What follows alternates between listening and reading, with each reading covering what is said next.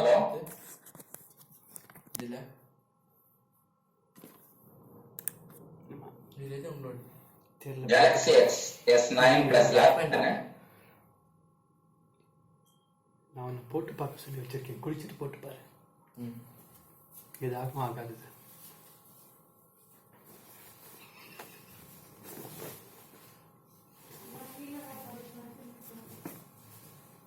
Galaxy S9 plus யாரு?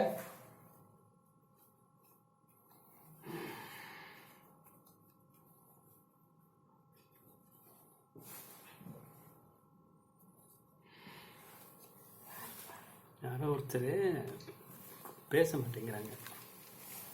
இவர் யாருன்னு கேட்குறாங்க, பதில் சொல்ல மாட்டேங்கிறாரு.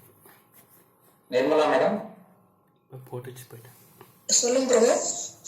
வெளிப்படுத்தல் 2ஆம் அதிகாரம் 8, 9, 10, 11. ஓகே. வெளிப்படுத்தல் 2, 8, 9, 10, 11.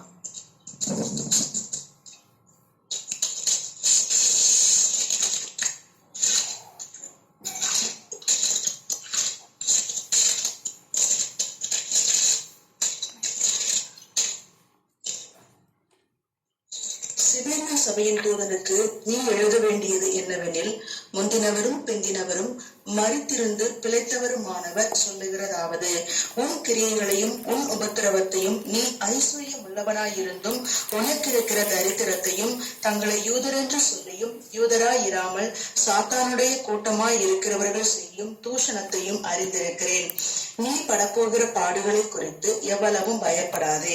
இதோ நீங்கள் சோதிக்கப்படும் பொருட்டாக பிசாசானவன் உங்களில் சிலரை காவலில் போடுவான். 10 நாள் உபத்திரவப்படுவீர்கள். ஆகிலும் நீ மரண பரியந்தம் உண்மையாயிரு, அப்பொழுது ஜீவ கிரீடத்தை உனக்கு தருவேன். ஆவியானவர் சபைகளுக்கு சொல்லுகிறதை காதுள்ளவன் கேட்க கடவன். ஜெயம் கொள்ளுகிறவன் 2ஆம் மரணத்தில் சேதப்படுவதில்லை என்றெழுது. ஆமென்.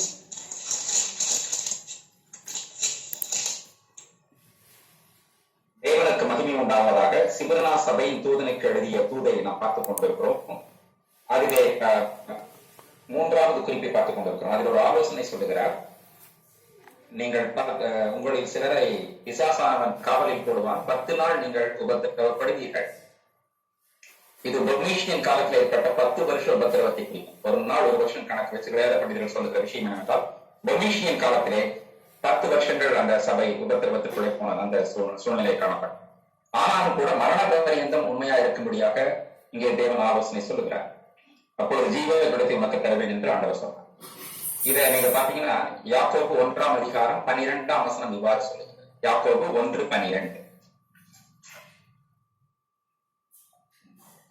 சோதனையை சகிக்கிற மனுஷன் பாக்கியவான், அவன் உத்தமன் என்று விளங்கின பின்பு கர்த்தர் தம்மிடத்தில் அன்பு கூறவர்களுக்கு வாக்குத்தத்தம் பண்ணின ஜீவ கிரீடத்தை பெறுவான்.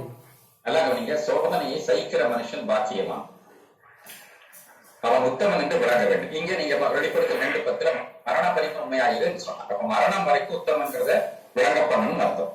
மரணத்துக்கு கொஞ்சம் முன்னால் கூட நம்ம உத்தமத்துக்கு விளங்குறதுக்கு வாய்ப்பு இருக்கு. ஆனா தேவனை பற்றி கொண்டால் இறுதி வரைக்கும் அவர் கொண்டு செல்வதற்கு உண்மை உள்ளவராயிருக்கிறார். அப்போ அதுதான் பாருங்க, தேவன் அனுமதிக்கிற சோதனைக்கும் சாத்தான் கொண்டவருக்கு அந்த வித்தியாசம். இப்போ யோசேப்புக்கு ஒரு சோதனை வந்துச்சு. பாவம் அவனை தேடி வந்தது. நல்ல கவனிங்க. அந்த மனுஷி தான் அதை கொண்டு இது பண்ணுனான். அப்ப பாருங்க, சாத்தான் அங்கே கிரியை செய்யணும். எப்படியாவது யோசேப்பு பரிசுத்தத்திற்கு வீழ்த்திப்பட வேண்டும்ங்கிற நோக்கத்தை தான் சாத்தான் செய்வான். தேவன் ஒரு சோதனையை அனுமதி கொண்டு வந்தால், அவரா கொண்டு வந்தால் அவனை அதில் புடம் விடுவார். இப்ப பாருங்க, தேவனுடைய கிரியைகளை நம்ம உடனே விளங்கிக்கணும். என்னன்னா, சரி ஓகே, இப்ப சாத்தானோட சோதனை வச்சுக்கலாம்.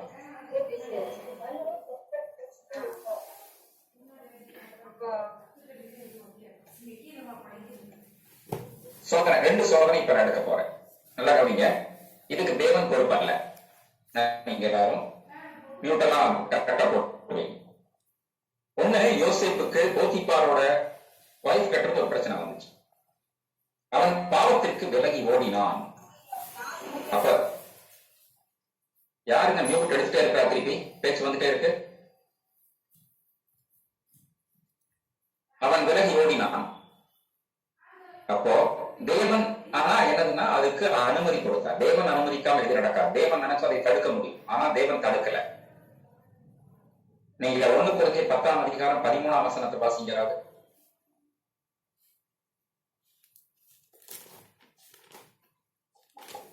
மனுஷருக்கு நேரிடுகிற சோதனையே அல்லாமல் வேறே சோதனை உங்களுக்கு நேரிடவில்லை.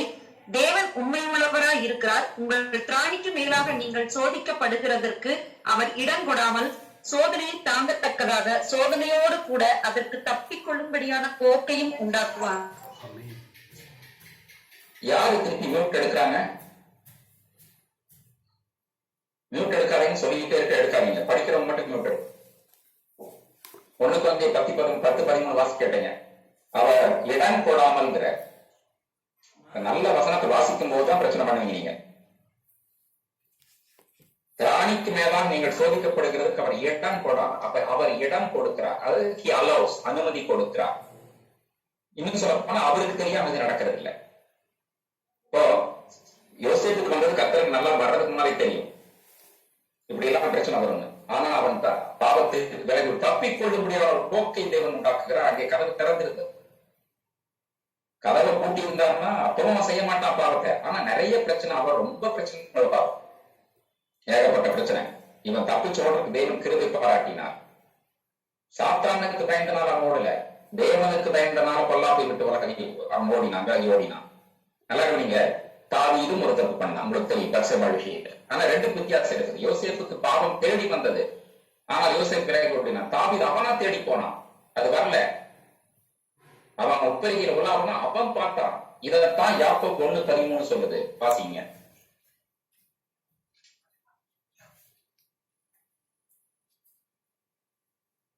யாக்கோபு 1:13. சோதிக்கப்படுகிற எவனும் நான் தேவனால் சோதிக்கப்படுகிறேன் என்று சொல்லாதிருப்பானாக. தேவன் பொல்லாங்கினால் சோதிக்கப்படுகிறவர் அல்ல, ஒருவனையும் அவர் சோதிக்கிறவரும் அல்ல. அடுத்த வசனம். அவனவன் தன் தன் சுய இச்சையினாலே இழுக்கப்பட்டு சிக்கொண்டு சோதிக்கப்படுகிறான். வாசிக்க முடிகிற வரைக்கும் அந்த விஷயம் முடியும். பின்பு இச்சையானது மரணத்தை பிறப்பிக்கும். அப்போ இதத்தான் தாவீது வாழ்க்கையில் நடந்துச்சு. யோசேப்புக்கு ஒரு இடத்துல இருந்து பாவம் வந்துச்சு, ஆனா அவன் விலகி ஓடினான். இங்க யுத்தத்துக்கு போகாம இவன் உப்பரிகையில் உள்ளாகும் போது இவனாக கண்களை இச்சை இவன் தேடி போனான். அதனால எத்தனை பெரிய பிரச்சனை பார்த்தீங்களே. அப்போ பாவம் நம்மை தேடி வந்தாலும் சரி, நம்ம பாவத்தை தேடி போகாம இருக்கணும். நம்மை தேடி வந்தாலும் விலகி போகணும், நம்ம தேடி போக கூடாது. நம்மை தேடி போனா நிறைய பிரச்சனை உண்டாகும். நம்மளை தேடி நம்ம தப்பிக்கிறதுக்கான ஒரு போக்க தேவன் உண்டாக்குவார். ஆனா நம்மளா தேடி போனா தேவன் எத்தனை நாட்டா சொல்லுவார் நினைக்கிறீங்க? இது கிருபையின் காலமா இருக்கிறனால தேவன் சில சமயங்களை உணர்த்துறார். ஒவ்வொருத்தருக்கும் ஒரு தவறை செய்யறதுக்கு முன்னால் தேவன் சொல்லுகிறார். சில டைம் செஞ்சவருக்குமே சொல்லி அடுத்தது சரி பண்ணிக்கோங்கிற. சாலமன் விக்கிரகத்தை நாடின போது கர்த்தர் அவனுக்கு 2 விஷயம் தரிசனமாகி சொன்னாங்க. அப்ப பாருங்க, ஆனா அவன் கேட்கல. அதனுடைய விளைவு பின்னால ராஜ்யமே பிரச்சனைக்குள்ளானதாக நாம் பார்க்கிறோம். இப்ப மறுபடியும் வெளிப்படுத்தின 2ஆம் அதிகாரம் இருக்கும். சோதனையை சகிக்கிற மனுஷன் பாக்கியவான் என்று இப்பொழுது நாம் யாக்கோபு நிருபத்திலிருந்து பார்த்தோம். மரண பரிந்தும் உண்மையாகி என்று வெளிப்படுத்தின 2ஆம் அதிகாரம் 10ஆம் வசனத்தில் அந்த சபைக்கு இயேசு கிறிஸ்து ஆலோசனை சொன்னார். அப்ப ஆலோசனை மட்டுமில்லை, அடுத்த குறிப்புக்கு நம்ம போறோம். அந்த ஆலோசனையில் அவர் சொன்ன விஷயம் என்னென்றால், நீ மரண பரிந்து உண்மையா இருக்க வேண்டும். அப்படி உண்மையா இருந்தால் தேவன் கொடுக்க பல பலன்கள் இருக்கு. அது ஒரே ஒரு சர்டிபிகேட், ஒரு நற்சான்றிதழ் மட்டும் நான் சொல்ல விரும்புறேன். மத்தேயு 25:21.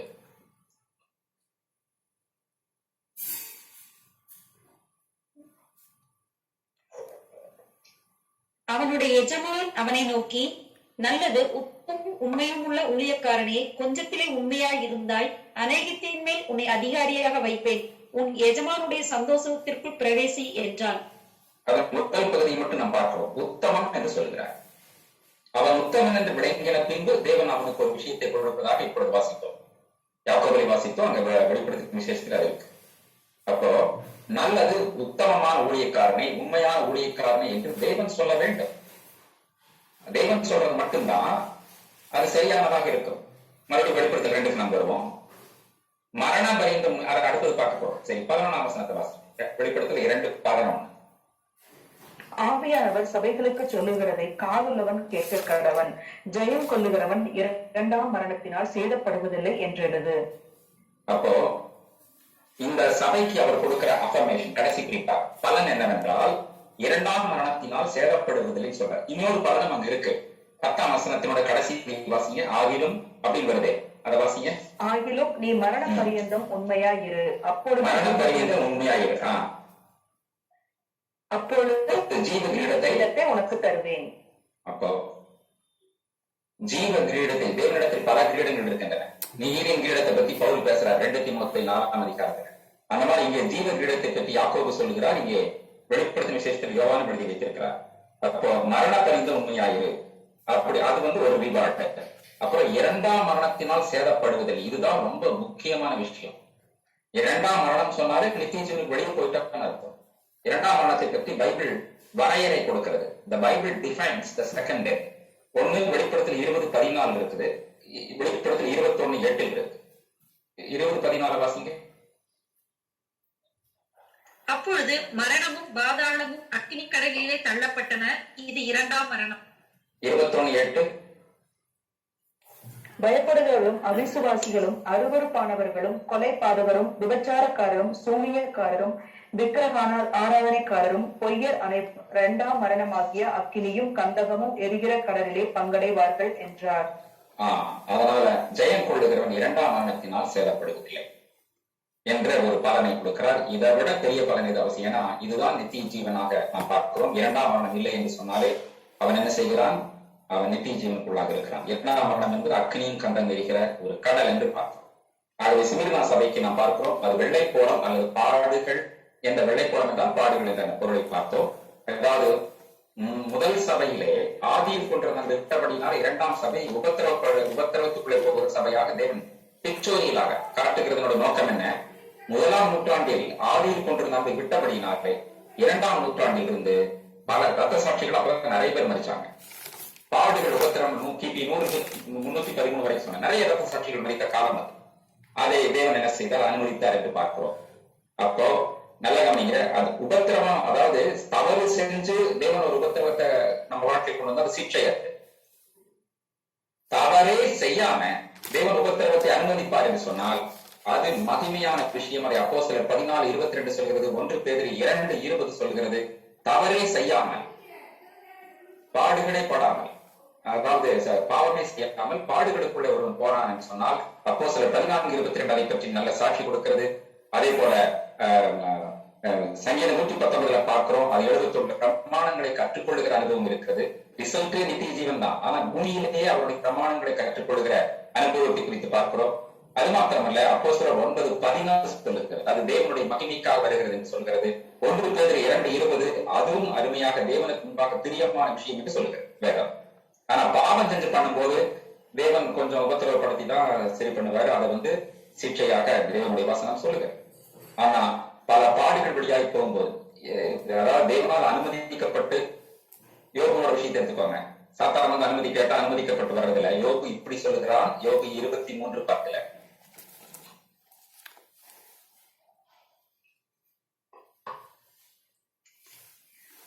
ஆனாலும் நான் போகும் வழியை அவர் அறிவார், அவர் என்னை சோதித்த பின் நான் பொன்னாக விளங்குவேன். இதற்காகத்தான் தேவன் நம்மை புறப்படுவதை பற்றி இங்கேதான் சொல்லப்பட்டிருக்கிறது. என்னவென்றால், தேவனுடைய மகிமைக்காக உத்தரவுப்படுவதனால் என் நாமத்தின் நிமித்தம் எவ்வளவு பாடுபட வேண்டும் என்று பவுலை பற்றி சொன்னார். அதான் ரொம்ப நல்ல விஷயம். அப்போஸ்தலர் 14 அவங்க நற்கிரியை தான் செஞ்சாங்க, ஆனா பாத்தீங்கன்னா உபத்திரவம். அப்போஸ்தலர் 16 பாருங்க, நம்ம ஏற்கனவே பார்த்தோம், நம்ம ஒரு நடவடிக்கை எடுக்கிறது, இன்னும் சொல்ல போனா சாத்தானுக்கு விரோதமாக ஒரு நடவடிக்கை எடுப்பது பிரச்சனை வரலாம், ஆனால் தேவனுக்கு மகிமையா இருக்கும்.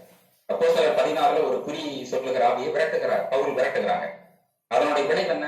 அது நல்ல விஷயம். ஆக்சுவலா ஒரு பிசாசு விரட்டியாச்சு, ஆனா அவங்களுக்கு வருமான அற்று போகுதுன்னு சொல்லி அவங்க ஜெயில கொண்டு போட்டாங்க. எனக்கு வருமானத்தை நீ இது பண்றியா அப்படின்னு போட்டாங்க. ஆனா தேவன் பாருங்க அனுமதிச்சார்.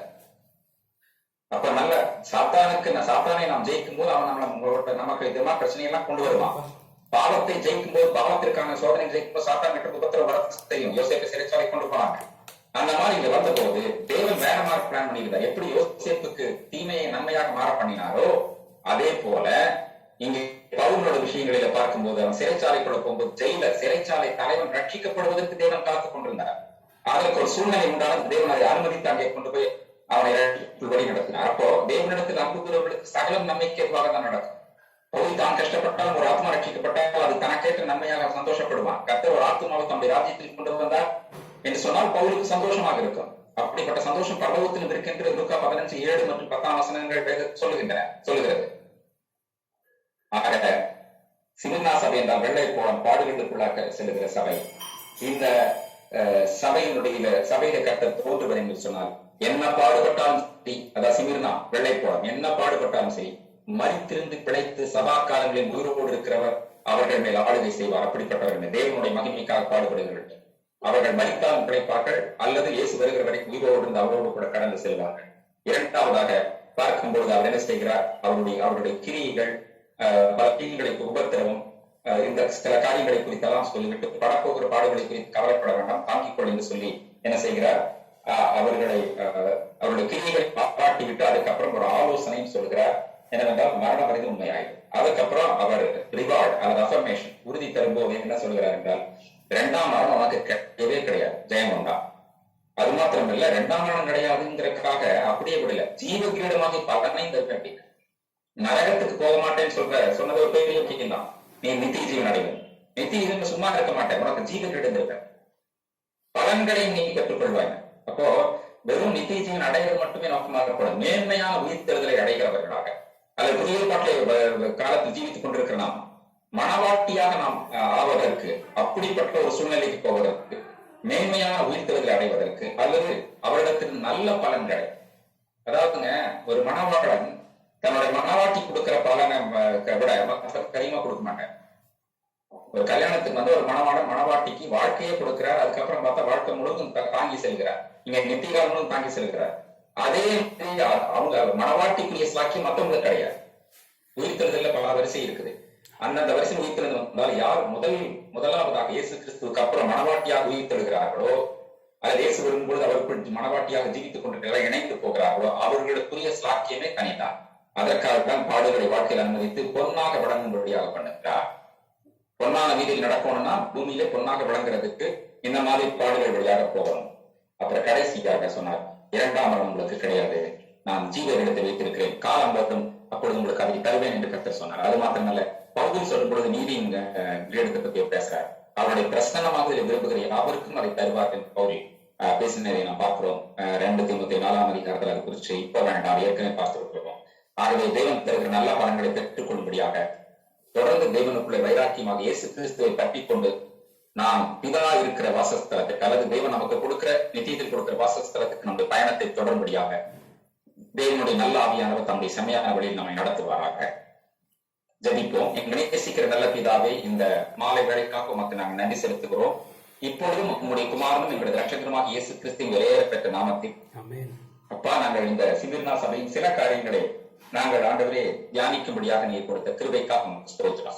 வாழ்க்கையில பாடுகள், உபத்திரவங்கள் என்ன வந்தாலும் ஆண்டவரே, நாங்கள் மரித்திருந்து பிழைத்த இயேசு கிறிஸ்துவை பற்றி கொண்டு நாங்கள் இந்த ஆவிக்குரிய பயணத்தில் ஆண்டவரே மரண பயந்து உண்மையாய் இருக்க ஆண்டவரே, நாங்கள் 2ஆம் மரணத்தினால் சேதப்படாமல் நாங்கள் மிக ஜாக்கிரதையாக எங்கள் வாழ்க்கையில் ஆவிக்குரிய விஷயத்திலே வளர்ந்து உம்முடைய கிருபையினால் நீர் ஸ்தாபித்த வாசஸ்தலத்தை வந்து அடையும் வரைக்கும் உம்முடைய ஆவியானவரை கொண்டு தொடர்ந்து எங்களை தம்முடைய நீதியின் பாதையில் தேவன் நடத்துகிறார்கள். கலந்து கொண்ட ஒவ்வொருவருக்கும் இறக்கத்தை தேவன் பாராட்ட வேண்டும் ஜெபிக்கிறேன். தொடர்ந்து உம்முடைய நாம் மகிமைப்படுவதாக மீண்டும் நாளை காலை நாங்கள் உம்முடைய நாமத்தை மகிமைப்படுத்தும் வரைக்கும் உம்முடைய கிருபை எங்களை தாங்கட்டும். துதிகன மகிமை எல்லாவற்றையும் அப்பா நமக்கு ஒருவருக்கே செலுத்துகிறோம். எங்கள் மீட்பரும் உம்முடைய குமாரனுமாகிய இயேசு கிறிஸ்துவின் இணையற்ற நாமத்தை எங்களை தாழ்த்தி ஜெபிக்கிறோம் ஜீவனுள்ள நல்ல பிதாவே, ஆமென். என் ஆத்துமாவே கர்த்தரை ஸ்தோத்திரி, பரிசுத்த நாமத்தை ஸ்தோத்திரி. என் ஆத்துமாவே கர்த்தரை ஸ்தோத்திரி, அவர் செய்த சகல உபகாரங்களுக்காக. கர்த்தர் உங்களை ஆசீர்வதித்து உங்களை காக்க கடவர். ஆமென். கர்த்தர் தம்முடைய முகத்தினுடைய பிரகாசம் கிருபையாய் இருக்க கடவர். ஆமென். கர்த்தர் தம்முடைய முகத்தை உங்கள் மேல் பிரசன்னமாக்கி உங்களுக்கு சமாதானம். ஆமென். நம்முடைய கர்த்தர் இயேசு கிறிஸ்துவின் கிருபை, பிதாவாகிய தேவனுடைய அன்பும் பரிசுத்த ஆவியின் ஐக்கியம் அவர் அனைவரோடும் கூட இருப்பதாக. ஆமென். யாருன்னு சொல்லுங்க, காலையில ஜெபத்துக்கு உங்களுக்கு லிங்க் அனுப்பலாம். யாருன்னு தெரியல, சொல்ல மாட்டேங்கிறீங்க. 9+ யாரு?